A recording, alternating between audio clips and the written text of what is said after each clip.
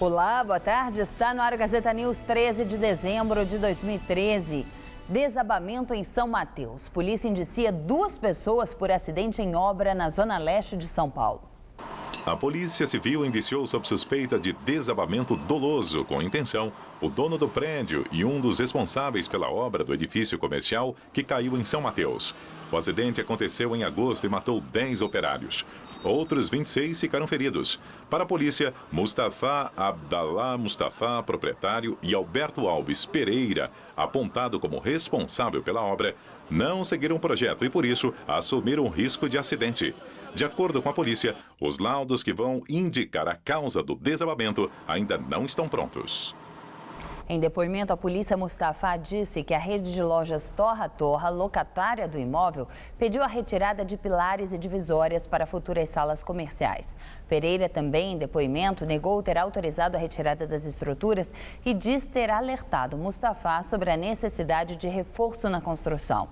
A rede Torra Torra afirma que está colaborando com as investigações. A Salvata Engenharia não se pronunciou sobre o assunto. O USP Leste tem problemas com água imprópria. A informação foi divulgada pelo jornal O Estado de São Paulo. De acordo com o jornal, o bloqueio temporário dos bebedouros foi determinado depois que análises feitas pela Companhia de Saneamento Básico de São Paulo, a Sabesp, apontaram turbidez da água e presença indevida de bactérias. O problema teria sido causado pela falta de limpeza dos reservatórios de água. A USP Leste já foi multada este ano por causa da contaminação do solo por gás metano no campus. Em novembro, a Justiça determinou a suspensão das aulas por risco de explosão. Antes da universidade, funcionava na área um aterro de lixo orgânico. A Sabesp afirma que a água coletada no ponto de abastecimento da USP Leste atende aos parâmetros da vigilância sanitária e está potável para o consumo humano. Em relação à água de bebedouros, por estar na área interna do imóvel, a responsabilidade pela qualidade é da universidade. Ao Estadão, a USP Leste disse que contratou em regime de emergência a limpeza dos reservatórios, que será feita neste fim de semana.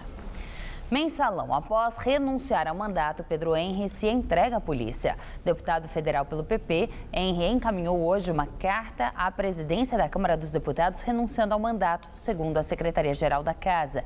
Henry se entregou na Superintendência da Polícia Federal, no Distrito Federal, por volta da 1 da tarde. De manhã, o STF já havia expedido o mandado de prisão dele. Acusado de ter recebido dinheiro em troca de apoio ao governo do então presidente Lula, Henry foi condenado a 7 anos e 2 meses de prisão pelos crimes de corrupção passiva e lavagem de dinheiro. Pesquisa Ibope mostra que subiu a aprovação do governo da presidente Dilma Rousseff. De acordo com o Instituto, a avaliação positiva ao governo subiu 6 pontos. Em setembro, 37% dos entrevistados consideravam a administração Dilma ótima ou boa. Agora, esse índice é de 43%. Além disso, diminuiu o número de entrevistados que consideram o governo regular. Em setembro, eram 39%, agora são 35%. O percentual de eleitores que considerou o governo ruim ou péssimo oscilou dentro da margem de erro, de 22% para 20%. Mesmo com o aumento da avaliação positiva, o governo Dilma ainda não retomou os índices de aprovação registrados no começo deste ano. Em março, a avaliação positiva era de 63%. Em julho, no auge dos protestos pelo país, atingiu 31%. O Ibope ouviu 2.002 pessoas em 26 estados e no Distrito Federal entre os dias 23 de novembro e 2 de dezembro. A margem de erro do levantamento é de 2 pontos percentuais, para mais ou para menos. Em visita a São Paulo, o presidente da França, François Hollande, firma parceria com o governo do estado. Ao lado do governador Geraldo Alckmin, Hollande assinou acordos de cooperação entre França e São Paulo. Além disso, a Agência Francesa de Desenvolvimento deve conceder um financiamento de 300 milhões de euros, cerca de 960 milhões de reais, para a construção de uma linha de trem que ligará o centro de São Paulo ao Aeroporto Internacional de Guarulhos. O presidente francês também esteve na Fiesp, onde se encontrou com a presidente Dilma Rousseff e com empresários paulistas. Policiais australianos são acusados pela morte de estudante brasileiro no país. 4 oficiais serão acusados pelo crime de agressão com o agravante de lesão corporal. A ação dos policiais resultou na morte do estudante brasileiro Roberto Laudísio Curti, de 21 anos. Segundo o Ministério Público, existem provas suficientes para acusar os policiais que, segundo a promotoria, agiram de forma imprudente e perigosa. Roberto morreu após ter recebido 14 disparos de armas taser, que dão choques elétricos, durante uma perseguição que envolveu vários policiais.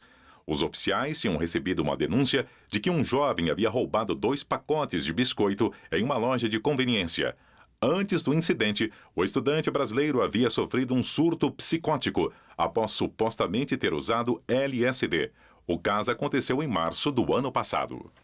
Uma massa de ar seco chega à capital paulista, diminuindo a quantidade de nuvens e aumentando a temperatura. Por isso, o fim de semana será de calor. Vamos aos detalhes da previsão para o estado de São Paulo com Luciana Magalhães.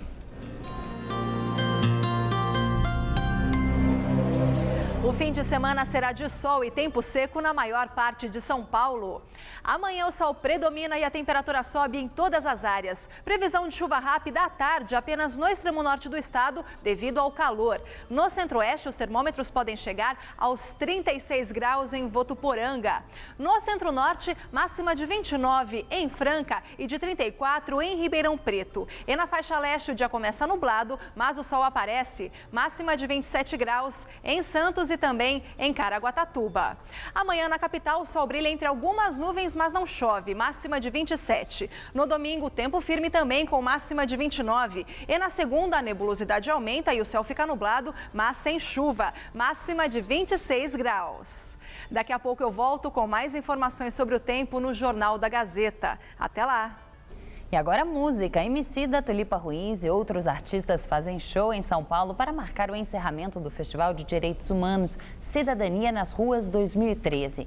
A apresentação, que acontecerá na área externa do Auditório Ibirapuera no domingo a partir das 3h30 da tarde, contará com as participações especiais de Ellen Oléria, Baby do Brasil, Tom Zé e Caetano Veloso. O show é gratuito e o Gazeta News de hoje termina aqui. Novas notícias logo mais às 7 da noite no Jornal da Gazeta e no Jornal da Gazeta edição das 10. Até lá!